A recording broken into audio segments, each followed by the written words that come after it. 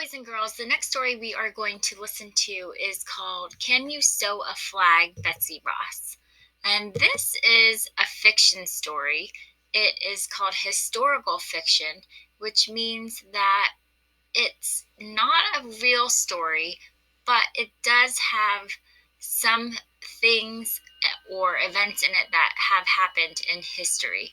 So they call that historical fiction. Sometimes the characters are real people or events that take place really did happen, but the story itself is fiction.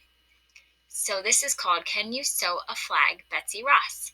And as we read, I want you to think about the events that are happening in the beginning, the middle, and the end, and also who our characters are, where the story takes place, and if there's a problem that's occurring or not.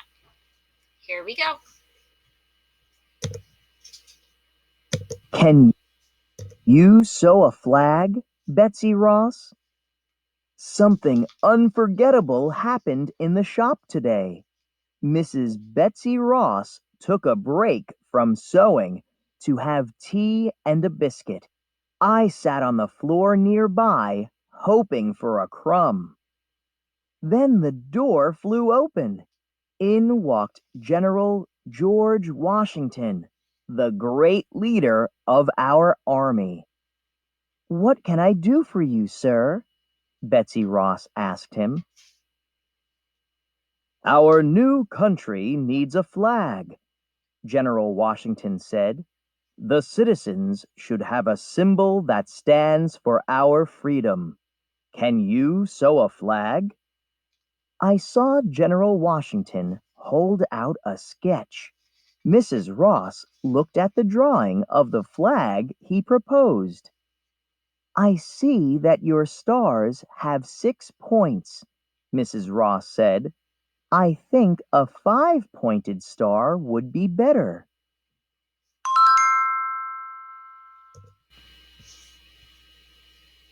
Mrs.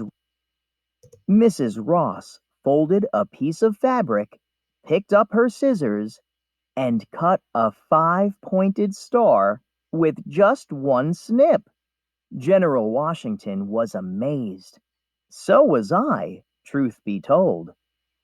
The general agreed to the idea and left the shop. I watched as Mrs. Ross folded and cut long into the night.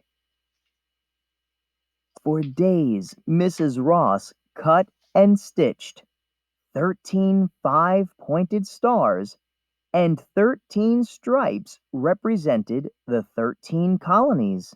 When General Washington returned, Mrs. Ross proudly displayed the flag for him.